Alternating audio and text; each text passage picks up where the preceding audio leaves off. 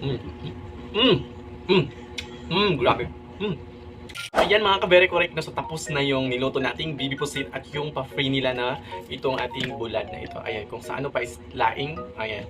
So tikman na natin, mas masarap kapag may rice at saka may suka. Ayan. Magbuhusan tayo ng kaunting suka dito mga ka-very correct, no? Ayan, so oh my god, dito talagang excited na akong matikman tong ating bibi pusit. Ayan. Ayan. So ito na yung moment of truth na sinasabi nila. Ayan, tignan natin. So ito na. Ay, tumutubod yung laway ko dito. Ayan, sarap.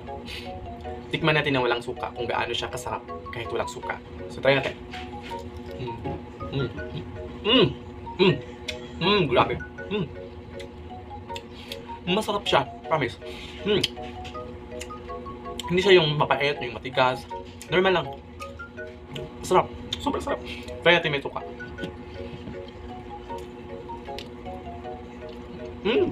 Mas masarap, pero mas masarap din kapag may rice. Ayan. Sobrang sarap. Grabe naman ito.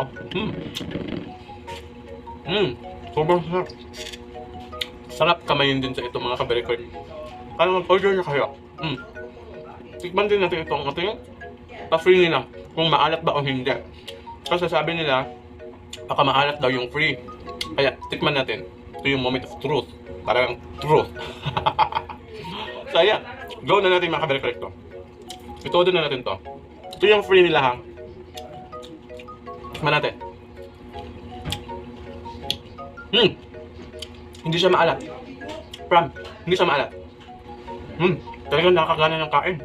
Sobra, hindi maalat ito. Hindi siya maalat, promise. Sobra. Parang ayaw ko nang tumigil kumain. Oh my goodness.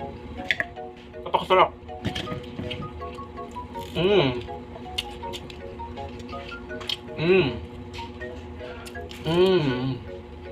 Sobra. Masarap siya guys. Kaya kung ikaw nagtatakam ka sa ganitong mga pagkain, parang ayaw ka nang tumigil. Mag-order ka na, i-check out mo na yan ngayon na. Napaka-affordable, napakasarap. I-check out mo na, imported. Kaya go na yan, me. Correct.